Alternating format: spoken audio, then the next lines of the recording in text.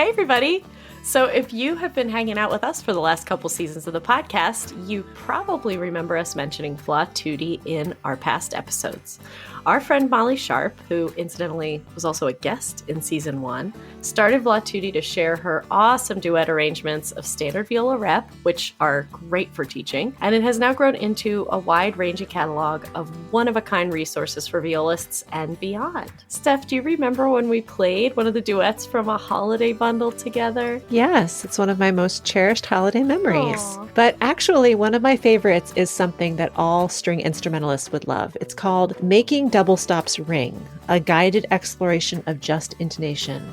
And Molly actually shared the viola version with us last year, and I am not exaggerating when I say that it completely changed the way I think about intonation. No one has ever explained it to me like this before. I think that we all realize on some level that a B in all situations is not the same, but why? Yeah. Have you ever had that classic argument in a string quartet setting when you're trying to tune a chord and maybe we're playing that B and we're being told, no, it needs to go lower. No, it needs to go higher. It needs to go here. Wouldn't it be amazing to save all those hours for our string quartet students with no debate? We just know where it's supposed to go. Everyone agrees because there's only one way. Right. You can just gift them copies of this book. Yeah, exactly.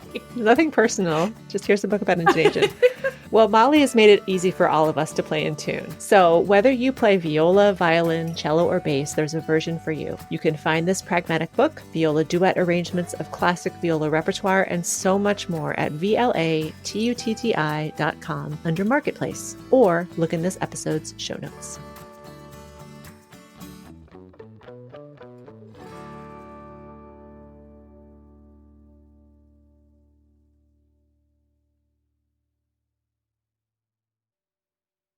I have one shot of pumpkin spice in my cappuccino. Oh, it's fall, y'all.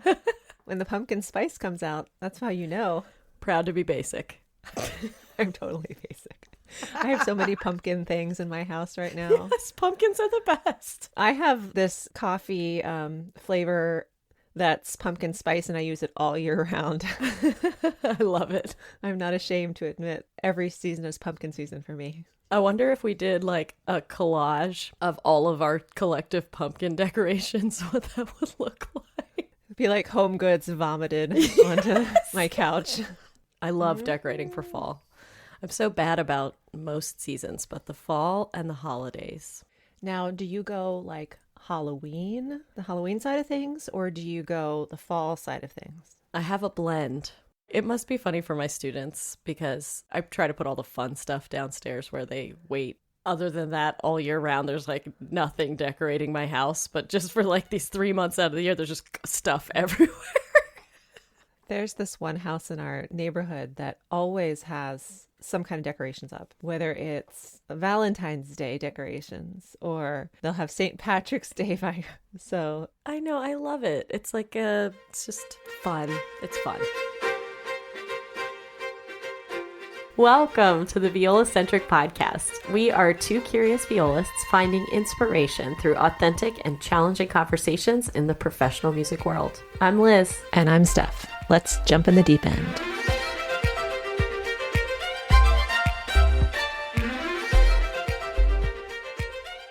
I was having a laugh to myself yesterday. I know to you I sound like a broken record when I talk about ADHD, but you know, this is like this crazy journey in my life at the moment.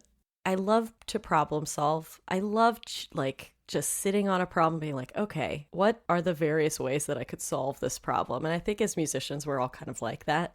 Now that I know that there are these certain ways that my brain works, it's like, okay, let me figure out the best possible systems and tools to help me as an individual, and learning that just because someone who doesn't have the same brain function says, oh yeah, this organizational system is going to work perfectly because it works every time. It doesn't always work for me. So I'm experimenting with a lot of things. I was talking about this with a friend, and she was telling me that there's this, and I'm curious to know if anyone has ever experimented with this. It's called the power plan method for increasing efficiency. And basically, the reason this came up is because I was doing this exploration of what happens if I just totaled every hour of the day for 5 days out of the week, right? So from Monday through Friday, this is how many hours there actually are to work with. Here's how many I want to be sleeping. Here's how many I want to exercise. And I started from like the stuff that I need, and then I transferred it over to transitioned into work stuff. It's just one of those like reminders that there's just not enough hours in the day to do everything you want to do. That's really refreshing, because I was going to say, so when's the time when you're vegging out between things that you're supposed to be doing and like watching reality TV Totally. for 30 minutes? Do you account for that? You can't expect yourself. And yeah, transitioning from doing one task to another. Like how long you can efficiently function productively. For me, it's about like 45 minutes. And then I need a break of like at least 15 minutes where I'm doing something else. And then there's another block of 45 minutes available. And when I don't do that, I burn out. Yes. Burnout. Oh my God. Yes. And it's funny because don't we talk about this with practicing our instrument all the time. You can't go more than 45 minutes without taking a break. Physically, you need it. Mentally, you need it. Da da da da da. Why should it be any different for any other kind of work we're doing? Any kind of thing that requires focus. Yeah. And I think this is true for many of us, probably most people. From day to day, the pressure isn't like, oh my God, I've got to make sure I get a break in here. The pressure is I have so much I have to do, so many obligations on my time. And that's what takes place as the most important thing in our lives, when really taking care of ourselves is the most important thing. Because if we don't, then we can't do the things we want to do out in the world. Yep. Yep. It's the same problem articulated in a different way, but I find it so interesting. And it's funny because I think my friend sent me this because I was talking about that. And she was referencing something in this power planning method that they call clean rest. So you actually put clean rest in the calendar, and clean rest is tricky because even if you're taking a break, you have to actively tell yourself you're not going to think about anything that you have on that to-do list. That's where it gets hard. Yep. You have to just gently remind yourself that's not what we're doing right now. We're taking rest from all that. It's such common sense, right? Because our brains need it. We have to get away from it in order to be our most functional, but boy, is it hard to do in real time. It sounds like what they're describing is like meditation, like mindfulness. That's what you need to be spending that time doing instead of planning and, analyzing. But sitting down at the TV and just watching a mindless show, as long as in your brain you're not like, I should be doing this, or oh my gosh, I forgot I have to do this thing too, or whatever, as long as you're like, no, right now I'm just watching my trash TV and it's totally fine. Like, just give yourself permission. Yeah, it's a hard thing to do, to organize your life.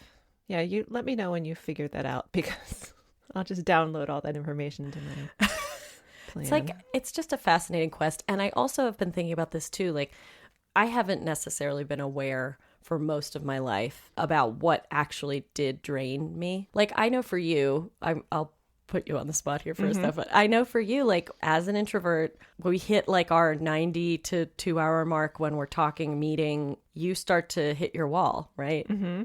That's not my personal struggle, but the thing that I have realized, and this is so true, and I really do want to know if other people that know about ADHD, have it themselves, have this experience. I'm really curious to know if you recognize that some of these executive sort of functioning tasks that other people can do, that's just sort of like, it takes less time, they're more efficient at it, and it doesn't drain them because their brain isn't having to work so hard to do it. That is the thing that I think hits me the hardest, is when I really push myself and I do that for an extended period of time. It drains me immensely. And then I hit a wall where I'm like, forget it, I'm done, I'm not going to do any more of this. And it takes me a long time to recover. Yeah. It's really interesting to learn about actually what the things are in my life that I do have a threshold for, because talking is, no surprise, not really one of them. Conversing, I should say. Yeah. Yeah. Well, yeah, that would be interesting. So if you have something that just drains you every single time that you do it, after, for a prolonged period of time, let us know what that is. I'm really interested to hear what other people's Achilles heel are. Yeah. So email us at violacentric@gmail.com and we'll share some of those. Sometimes just like naming it. Right. Will help you identify it, and that's the first step to addressing it. Totally. As an individual who has a lot of partnerships with people, you and I included, but I also partner with other colleagues of mine for various projects and things. It's helpful for you guys to know too that I can vocalize like this task is going to take me twice as long as it might take someone else to do. Mm-hmm. Even those things like just recognizing like, you know what, this is a real challenge for me. It's not that I can't do it. It's just that it is going to take more bandwidth. And then having the help, just people want to support you. I know you have a window. And when it hits, then we need to stop for the day. Like that's good. That's a good thing to know, right? Taking care of each other. It helps me to not feel so like a liability. Like just knowing these things about yourself, feeling comfortable enough to share them with people who you're working with really just helps a lot of like awkward conversations or misunderstandings from happening because you're just upfront about what your limitations are. God, that's just such a great way to put it, like not wanting to feel like a liability. We all have something in us that's like, this is going to be a problem. I don't know if we flip the coin and just say no, but the whole goal of being transparent about your needs and your struggles, that's in order to build support in the community that exists around you, right? Whether that's your friends or family or the people you work with, or it can only be a good thing. But, it requires vulnerability. Yeah. And that's hard. It is hard. It is hard. Isabel Hagen is a violist, but has transitioned to doing mostly stand-up comedy after getting her degrees. So our conversation with her was just lovely. Mm-hmm. She's very forthcoming about her experience and just what she's gone through to arrive where she is in her career path. Yeah, totally. I feel there's this feeling I can't quite articulate that I get when I hear someone talk about a really cool thing that they've done because it's just like what they wanted to do. I mean, no one could ever draw a line between being trained at Juilliard as a violist to doing stand-up comedy as a career. And yet here's this one individual human being that was their path. And she's just 100% comfortable in her own skin. And she has learned from the process. It's just like for her, it's totally natural. It's like a totally natural thing, but it's so inspiring to listen to. Gives you all the good feels. Like many of us, she struggled with performance anxiety and as a result, really examined what she was doing for her life. She was just very vulnerable. I really do think that that's like a commonality between what we do as performers of music and what someone does as stand-up. An effective performance definitely connects with the audience and communicates things that are very personal to you. Stand-up comedy is just like a literal execution of that same process. Yeah. It's pulling all that uncomfortable inside stuff out and sharing it with the audience. And that's why we love comics so much, is because we can identify with them. Yes. And that's definitely the experience that I have whenever I hear her do comedy, but also in this conversation that we had with her. Yeah, she's just so upfront and sharing such intimate parts of her life. Yeah. One of my favorite things that we talked about was that feedback element in an audience and how...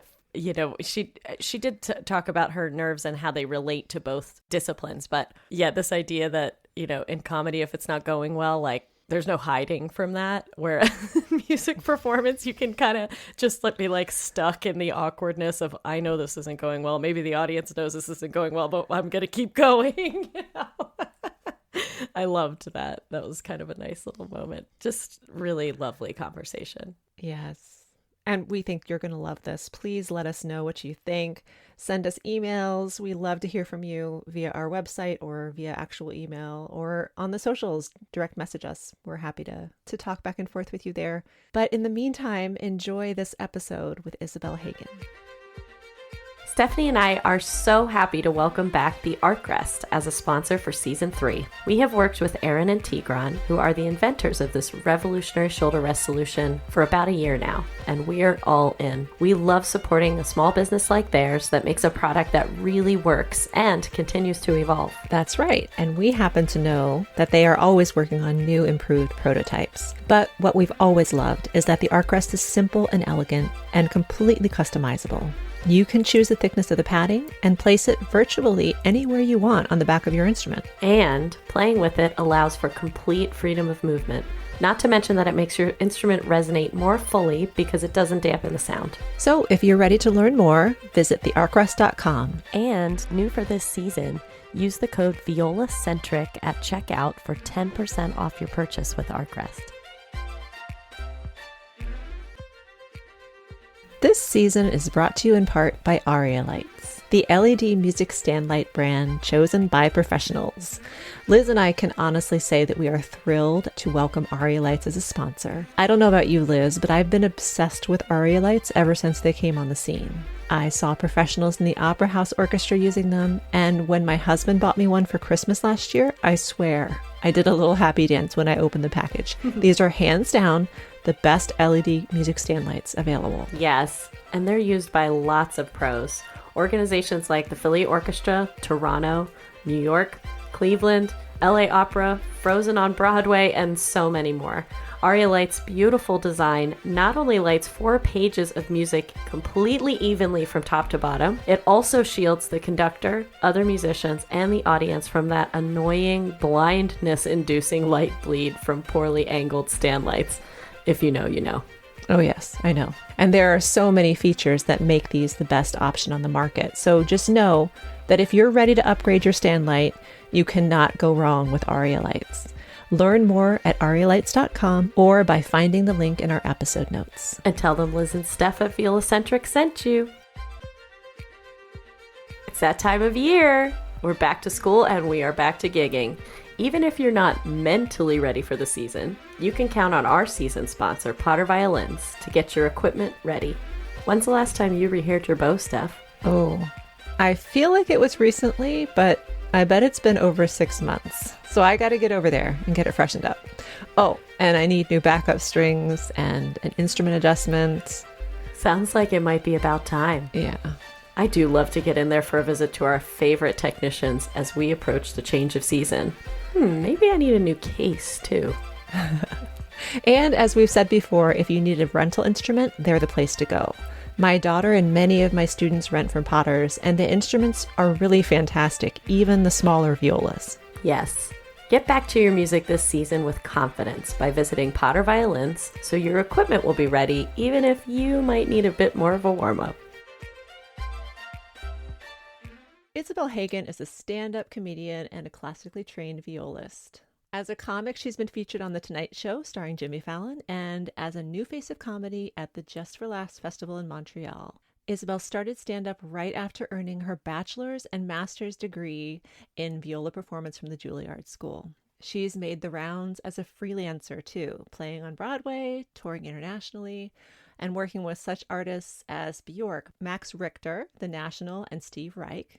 And one of her latest and arguably most high-profile gigs lately was headlining at the Festival of the American Viola Society this past June. So we're just so excited that you've agreed to join us today. Welcome to the ViolaCentric podcast. Thank you for having me. And that was such a nice bio read. Thank you for that. Well, you wrote it, so most of it. Right. Man, that was so well written. I mean, who did that? Yeah, we're artisans of great content as classical musicians, right, Steph? Right. If it ain't broke, don't fix it. Exactly. Yeah, I like that. I also just, the classical musician's bio is just like an avid performer of Yes. captivating audiences across the globe. I think that a bunch of us write something like, so-and-so is a desired or is a sought-after performer. In demand. In demand. That's it. I think we're not comfortable bragging, but we're like, okay, well, we have to sound good though. So, okay, in demand. People want me. There's demand. I'm pretty sure that's on my website right now. So Isabel, everybody probably asks you this because you've been on the Jimmy Fallon show. Is Jimmy Fallon as cool and approachable as we all think that he is? Yes, he is. I mean, at least in my brief experience with him. He's probably still performing in a sense with the guests off stage, but he's like, so great, so good to see. He's just exactly like that and very nice. And I don't know, it was weird because the day I did The Tonight Show was March 11th, 2020, which was like the day before COVID like blew up in Oh my gosh. the US, so before we like started taking it seriously. And it was actually the last performance with a live audience for the Tonight Show for a while. And because of COVID, first of all, I was like really sick that day, but like because I didn't have a fever or a cough at that time, we were like, well, it's not COVID. And I was like really ill. Usually Jimmy Fallon like makes the rounds before to see the guests, but they're like, because of COVID, like he's not really coming around to the rooms. And I was like, totally get it. But then like after the show, I think he was like maybe trying to like sneak out, but he happened to like walk into like me and all my like managers and my family. And so he had to be like, hey, you know, like, and I was like, hi. And he was super nice, but I could tell like he was trying to like miss us, but then he like ran into us, but he was still like very, very gracious and cool and all that. That's great. Were you nervous at all? I was so nervous. I don't usually get like the same kind of performance anxiety for comedy as I do for viola, just because like my hands can shake and it won't mess me up and all of that. And I just feel more comfortable as a performer doing comedy. But before I went on stage, like, oh my God, I'm going to forget all my jokes and like fears that I'd never like even entertained as a comic before. And I was just like, what, you really got yourself into something this time, Isabel. What are you doing? And I hear them like announcing my name, and they really just like push you out, you know, because they like open the curtain. And as soon as I got on stage, I was totally fine because there's just an audience that's laughing and it's exactly the same as any show. So I was like, okay. But like up until the moment I went on stage, I was gonna like vomit. That's huge. Oh my God. I know that's been I've read that this is been a struggle for you for a while, performance anxiety as related to performing as a classical musician. And it sounds like sometimes it can be as a comedian too. Take us back and our listeners back, because I think a lot of people are going to relate to this, about your performance anxiety as a violist and what paths you took and where you ended up. Ever since I was little, playing little recitals, I would always notice that I had no idea I would get nervous. And then all of a sudden, before I went on, I was like, oh, I'm like shaking and I have a knot in my stomach and okay. And then I would play and I'd be like, that didn't go as well as in the practice room. Like, oh. And so then I started sort of like developing like nerves about getting nervous almost. Like I wasn't actually like, I'm going to mess up. I was just like, I'm going to be nervous and screw up because of the nerves themselves. But it was like, I used to like be able to manage it. And when I was younger, you're just a little, you're kind of dumber. You're just like, oh, it'll be fine. And as I progressed, and especially when I started doing college auditions, like I remember my first audition was at New England Conservatory. And I was not prepared mentally at all. And I've never played a worse audition. And I think the people in that room have never heard a worse violist. Like I played so... And I'm not trying to like tear myself down. Like I was not functional. Like I just played like absolute garbage. And I told my friend about it and she was like, you should just take beta blockers. Like that's what I do. They just slow down your heart rate. They stop your bow from shaking. Try it. And so I got a prescription for those and it was like life change. I mean, it was like what I needed kind of. And I would just take like a half of one and I was just like, oh, I'm just not shaking. And I still played badly sometimes, like just because we all mess up, we're all human, but it wasn't due to nerves.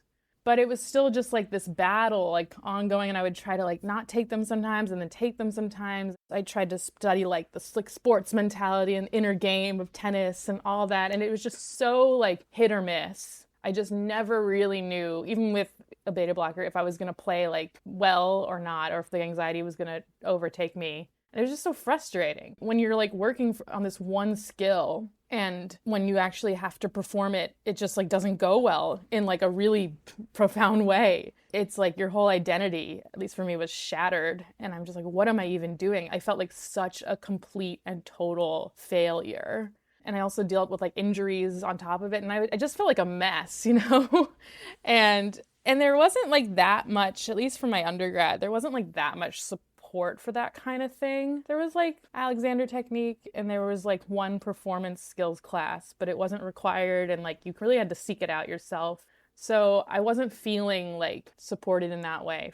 And I don't think it's to like the fault of it. It was just like not built into the thing. And I think people try to hide parts of themselves. But it's funny because I talk about it so much now, because I go on podcasts and so many musicians reach out to me just saying like, oh my God, like, thank you for talking about that. Me too. And I think it's just like a lot more common. Yeah, for sure.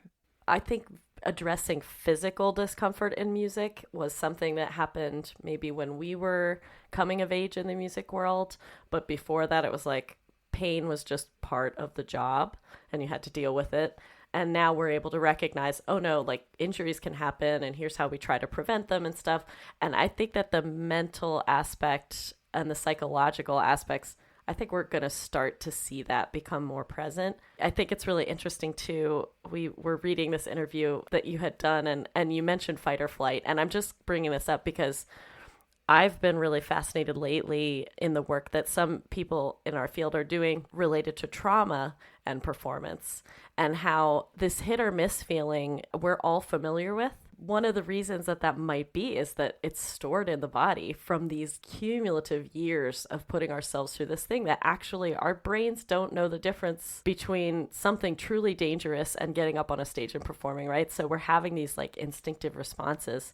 That's really interesting. And it's funny, I actually never really thought about how it gets stored. I probably, we had like some early really bad performance experiences. And then like every time we play, we're like, well, don't let that happen. But then it doubles down and you're anxious about getting anxious. And yeah, it's really tough. And then there's this mentality of like, well, if you can't do it, I guess maybe you're just not cut out for it. And like, sometimes that should be like a decision you make on your own. And I actually kind of made that decision in a way by switching to comedy, but that was really like also a strong desire to do comedy. Like as miserable as I was just playing viola, like I wanted to be a comedian so badly. So like, I think there's like a balance. Well, I think we're all realizing too that a career in music doesn't mean taking auditions. Right. It can mean a lot of different things, especially these days. There's so many paths. You were able to almost like fuse the two because your comedy act involves viola sometimes. So what a lovely way to like piece together two things, one that meant so much for you in your formative years and now something that means so much to you now as a comedian. You have to look up some videos if you're not familiar with Isabel because, I mean, you're a great player, but you're a great comedian too. And I wonder too, like just to tie it into this idea, and you've talked about this too, that doing comedy maybe actually has helped you. They say with trauma that the only way actually to recover from it is to go through it and to heal it. So if just like taking auditions and playing solo viola, it's like there's so much that's tied up in it. You found this thing that you're doing and you're still putting yourself through a really like big deal situation where you can get some performance anxiety, but it's something that has worked for you, it seems like, clearly, because you're just so funny. So great. Oh, thanks. Please, more. No.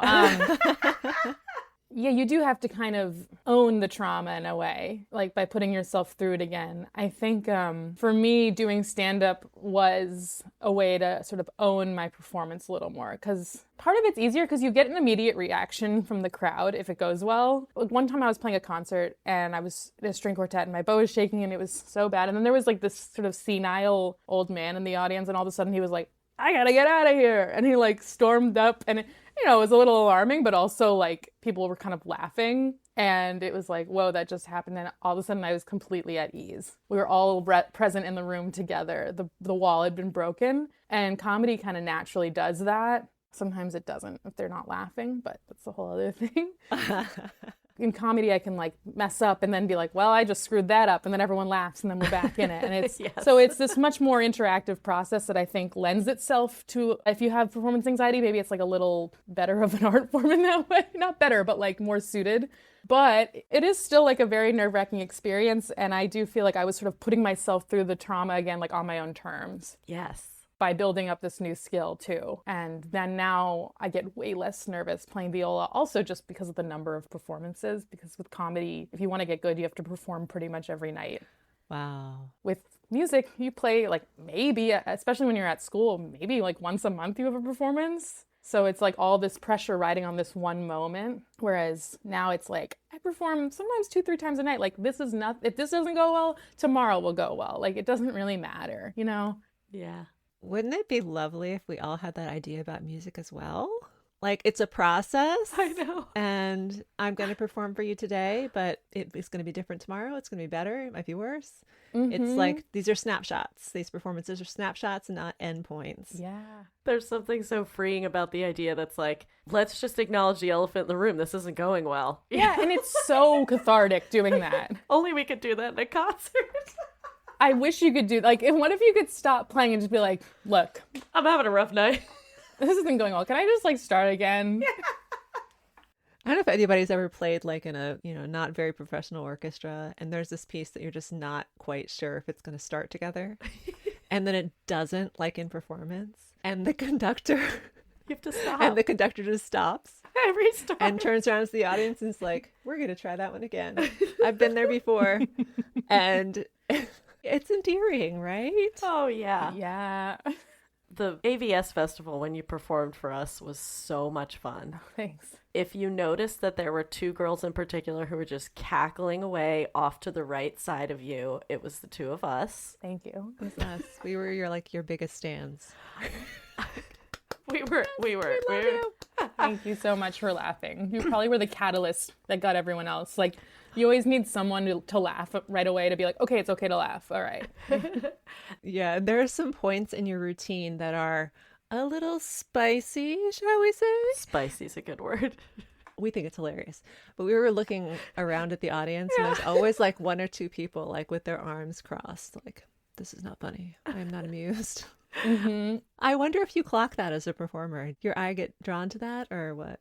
I do. I've trained myself to like not look at them, because so much of making comedy work, you have to just like believe in what you're doing. And the audience, even if they don't realize it, they can, there's like an animalistic element to comedy. Like, even if I don't actually mess any words up or anything, if I'm a little nervous, the audience picks up on that, and usually that's like not going to go as well.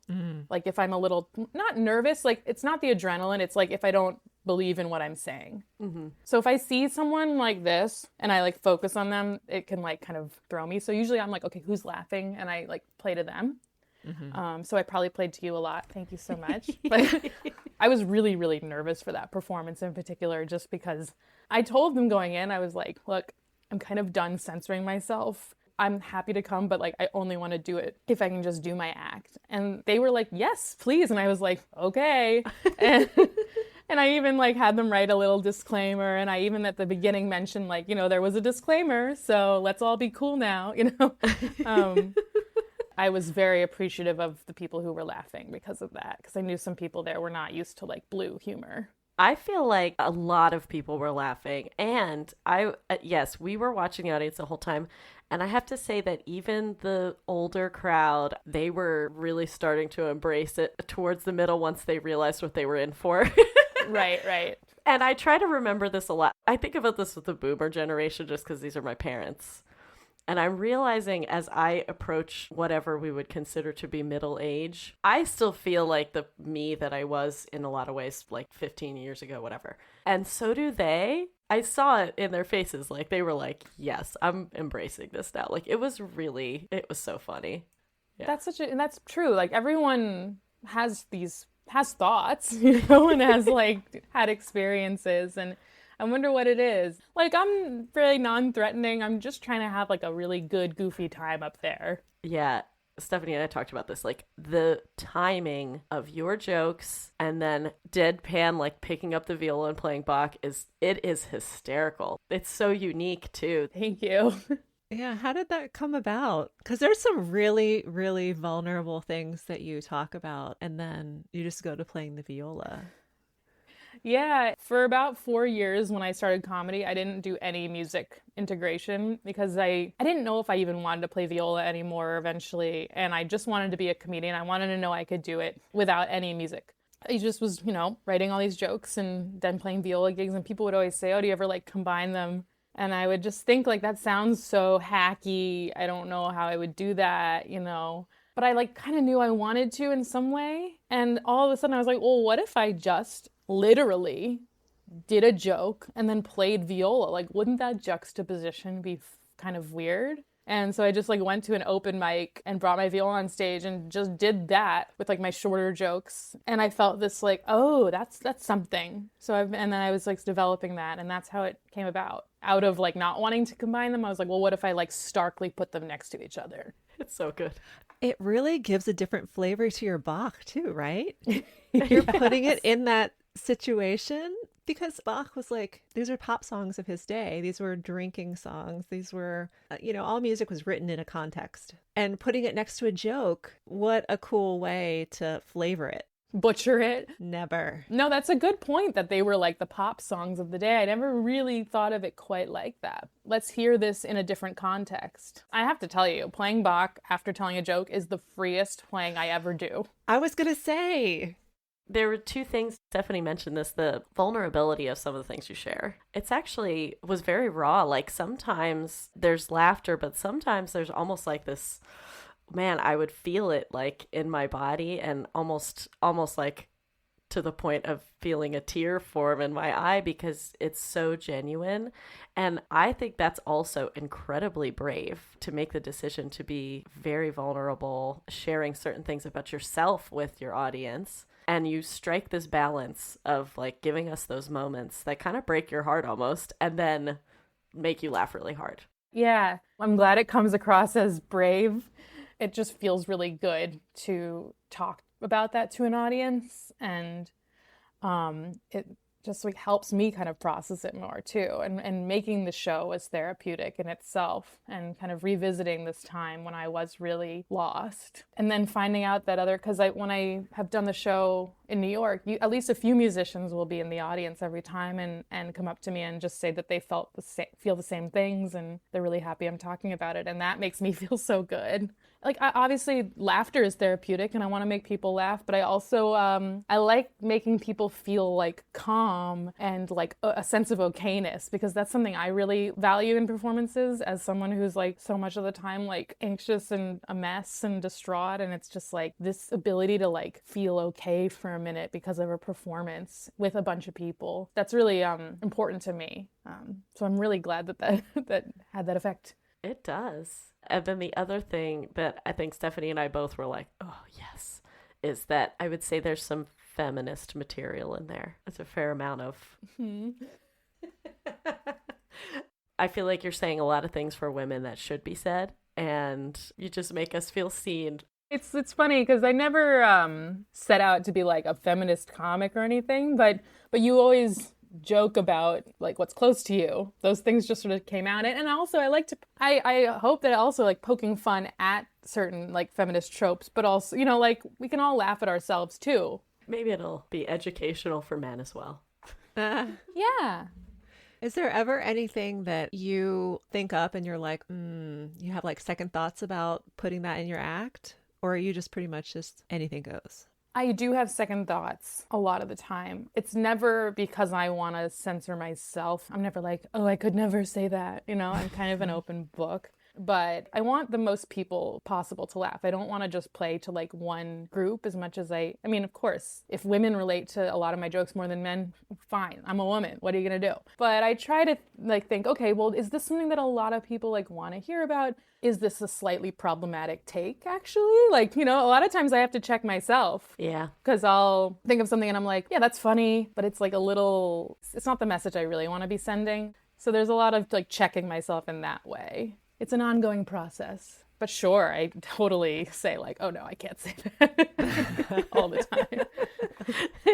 It feels more like what you're doing is examining if it feels authentic to you. Yeah, for sure. And when you start out, because I'm still relatively new as a comedian, they say it takes like 10 years to be like good, and I'm about 7 years in. I don't know, to find your voice. So little of it has to do with the actual material, and so much has to do with the delivery style and like the point of view and finding out what I actually think about certain things. And early on, I would just make jokes that seemed funny, but it wasn't necessarily my point of view even. It was just like an idea that was like, well, this is funny that this is this way. And I would sort of pretend that it was my view. And so now I'm really trying to like take a step back and like talk about things that I've gone through and actually see where the humor is in that. And it's so much more rewarding. I'm not saying I'm like doing this fully this is my ongoing pursuit, but to just be really, authentic. It sounds so cliche, but true to yourself. But that's like the best To me, that's the best comedy, when it's like, this is totally what they actually are like thinking and feeling, and they're letting us in and crafting it into these like great jokes. It's relatable for people who are listening. Yeah, they want to know you. They don't want to know like what a great joke writer you are. Right. And there are some comedians out there who are like just such brilliant joke writers, and that's like a skill in itself, and there's all different types of comedy. But yeah, I think a lot of people, myself included, really appreciate that style where it is just letting the audience in, and then when it's something you relate to, you're just like, holy crap, like I never thought of it like that, but I totally think that too, you know? So after you got both your master's and your bachelor's, you decided to go off on this other path. And so you kind of went from freelance career to freelance career. So what's that been like? Do you have the same experiences of, like we're all told as musicians when we're starting out, and we don't believe this always, but say yes to everything, take every gig. What's it like in the comedy world? Do you feel the same kind of pressure to just be out there performing, whether the gig is good or not?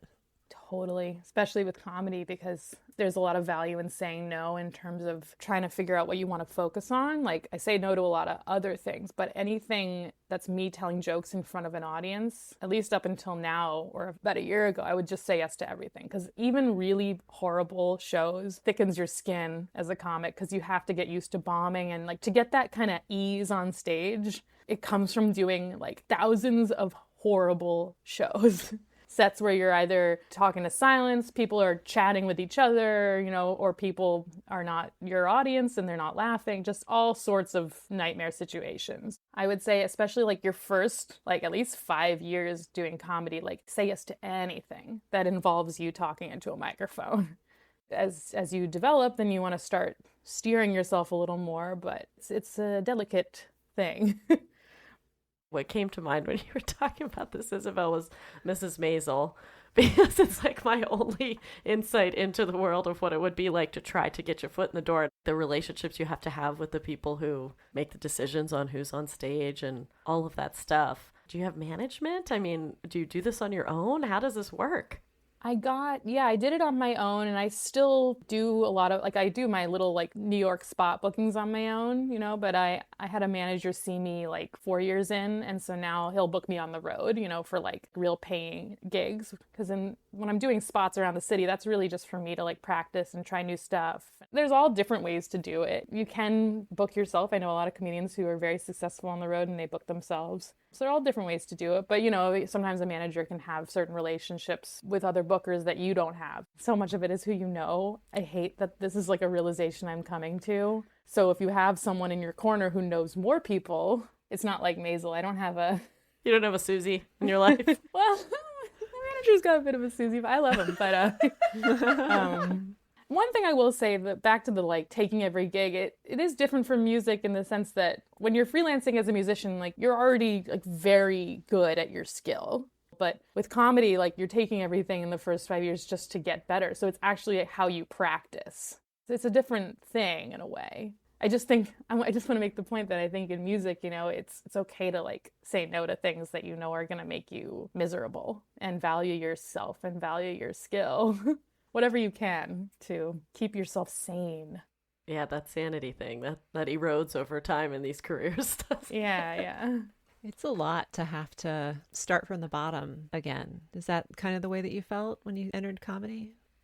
Yeah, I never thought of it from the bottom just because I was so excited to be doing it. But being a beginner again at something is like the best thing you can do to regain confidence in your other craft and in the process, because you get, and I feel like I talk about this a lot, but I just feel it so strongly that when you're like really advanced at one skill, like you're not going to be able to notice your improvements as tangibly because you just little increments but when you're really bad at something, as you're getting better at it or less terrible, it's like really noticeable. You're like, whoa, I like don't suck anymore. That's crazy. And you're like, oh, right, working on something makes me better.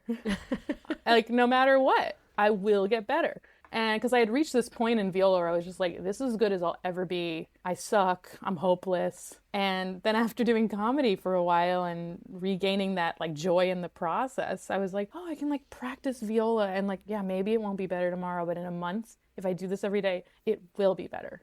No doubt about it. Just made me like love practicing again in a weird way. That's awesome. That's really great.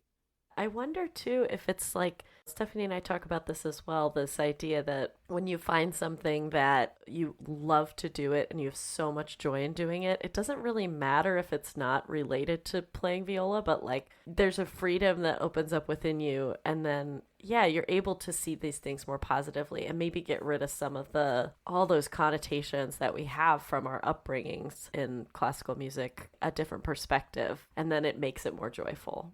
Yeah, you almost have to take yourself out of the situation because it's very insular what we do as classical musicians. And we're in this world where everybody's on this treadmill and everybody's, going for these gigs and they're practicing and blah, blah, blah. You step off the treadmill, remove yourself from the situation, and you can really kind of see really a whole and amazingly talented person, just full stop. Just seeing yourself in a different way is so valuable sometimes. Just kind of put you back in reality, right? Yeah, and also I feel like if you're a straight up classical musician, like go to like a music open mic and just like play a movement of Bach, because I mean, not to say everyone will be like, oh my God, you're amazing, like who knows, but you'll probably notice that people are like, whoa. And even if you think you didn't play that well, you realize like how special what you do is, even at maybe not what you at the level you would like it to be, whatever we've put our, goals we've set in our minds, these like unattainable levels of perfection. But taking my viola out at comedy clubs, like a byproduct of that has also just been like people being so in awe of it. It's not like I'm like, okay, well, I can just play bad and they'll still be impressed. It's not that feeling, but it's just, it connects me to them a little more and takes away my like being like stuck up about it. It's just like, I know that like I'm giving them, I'm giving and it's being appreciated. So it kind of takes away that anxiety a little bit. Mm-hmm. It makes it less about you, right? Yeah, it's not about you. It's about the music and what you're doing. Yeah, that connection piece that we talked about earlier too, that came up. And all you have to do as a musician really is go into, I think, Stephanie, I told you about this, but I had this opportunity to sub for a friend who goes in every week. She goes into an assisted living facility and she visits different rooms for different people every week and plays 10 minutes, 15 minutes of music for them. And she's just playing classic Sinatra tunes or maybe some Bach, or if the person is verbal, they'll give requests. If they're not, then she just plays what she thinks they'd like to hear and they'll react. And you can tell that all you're doing is just making their day better. It's finding places like that to do it. So for any of our freelance friends listening that are like, well, I could never get up on stage and do stand-up. It's not so much about that. It's about finding those ways to feel the joy about the fact that no one in that audience is listening for you to be perfect with every single note you play, right? That's not the point. The point is to use it to connect, and it does take some pressure off. There's something very freeing about that. Stand-up is like, in a way, a miserable profession because you never really know what you're going to get with the audiences. Like, there's so much rejection involved, so much soul-sucking sort of situations that come with it. But, like, I love it. I will never stop doing it. Like, it's my favorite thing in the world in spite of that. So it's really about, like, finding the thing that makes you really excited in your body. Everything comes with suffering. But if you're lucky, you get to choose your suffering. Not to be like dark in that. It's very real though. Life is pain, but life is so much more than pain. It's so much more than pain. You can't avoid pain. And if you try to avoid pain, there's pain that comes from that. Yep. I hope I'm not like depressing anybody. Wow, this is taking a turn. Sorry. You can cut this part out. Title of the episode, There's Pain from Escaping Pain. Yeah. No, it's the balance of life. You can't have joyful laughter without experiencing some kind of pain, right? Because it's all part of the spectrum in the grand scheme of things. And we experience plenty of it in our lives. I was just talking to somebody the other day. It's going to be one of the most poignant historical events in history, the COVID pandemic. Like, we've all just gone through this collective trauma together. That's massive. Like, that's a massive thing. And now everyone is trying to navigate their way out of it, and all the positives and all the tragedies from it. Like, it's a crazy thing. Such a crazy thing. Yeah. and we're so close to it. It's really hard to sense the vast like impact it's had just like culturally and societally. If we're lucky enough to look back in like 50 years and be like, whoa, like we all went through that. Yeah, like there are going to be children that are like, what was that like? Yeah, like we'll have like our vaccination cards. It'll be like this like saved in the archives. yeah, like it'll be this ratty like thing. Like, oh, I found my great grandmother's vaccination card from the COVID-19 pandemic. Well, I just had this experience. Actually, it was just September 11th, and my kids obviously were not alive during that time. And we sat down at the dinner table after dinner and we were just like, do you know what today is? And we told some stories about what happened on that day. And our kids were just like completely awed and shocked and horrified, obviously. But we are going to have that perspective to be able to share this time with other people and be those firsthand experiences that will help it to live on. It just goes to show you that while you're here, you just have to do what you love. You have to craft whatever that is for you. Craft your love. Yeah, and don't be afraid to like go searching for it, because I don't think it's the default in our society to reject what doesn't fulfill us and to seek out what does. I think it's the default to like seek stability.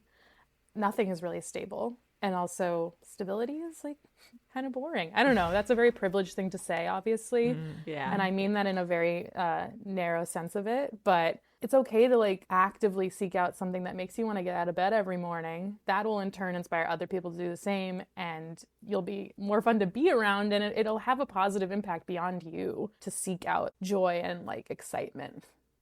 Yeah, absolutely. Yep. That's so great. Well, this whole conversation has been amazing. Yes. Thank you for being here, Isabel. This has been awesome. Thank you so much for having me. I really, really appreciate it. I'm honored to do it. We'll hopefully be seeing you headlining somewhere in DC in the near future. I really want to come to DC. I weirdly like haven't had a gig there for so long, so I will hopefully be there soon. Let's get you down here. We got to figure something out. Yes. Yeah, you have fans. Thank you so much for listening today, and thanks also to our season sponsors, Arkrest, Potter Violins, and Aria Lights. Another thanks to Alto Clef Gifts, where you can purchase viola-centric shirts and mugs, and a variety of other fun items featuring our beloved Alto Clef. If you loved today's episode, consider writing us a 5-star review on Apple Podcasts. And if you want the chance to hang with us and have access to behind-the-scenes audio and video recordings, check out our new Patreon. Our episodes are edited by Alex Kuchowski. The Viola-centric theme music was written and produced by JP Wogeman and is performed by Steph and myself. Thanks again for listening. Let's talk soon.